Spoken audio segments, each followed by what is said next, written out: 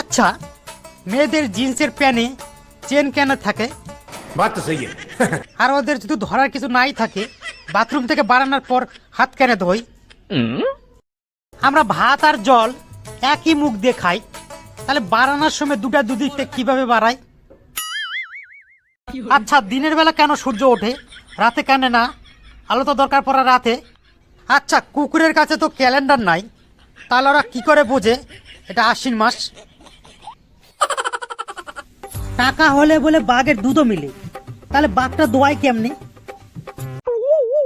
আচ্ছা, পৃথিবীতে যে সবার আগে ঘড়ি আবিষ্কার করছিল সে কি করে বুঝলো এখন এতটাই বাজে?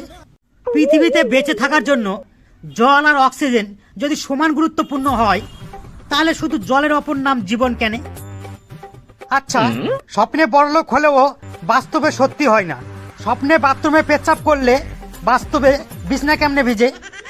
ঠান্ডা থেকে বাঁচতে আমরা গায়ে ক্যাতা কম্বল গায়ে দিই, পুকুরের জলে নামতে ভয় পাই, তাহলে পুকুরের ঠান্ডা জলে মাছগুলো কিভাবে থাকে? জল, চা, দুধ যদি পান করার জিনিসই হয়, তাহলে বাঙালিরা কেমনে খায়? টিউবওয়েল পুঁতলে মাটির নিচ থেকে জল বেরোয়, তাহলে মাটির নিচে নদী আছে না সমুদ্র? মদের থেকে বলে দুধের শক্তি বেশি, তাহলে মদ খেলে সঙ্গে সঙ্গে রেজাল্ট দেয়, দুধ খেলে সঙ্গে সঙ্গে রেজাল্ট দেয় না কেন? হে ভগবান, আমি পাগল হয়ে যাব।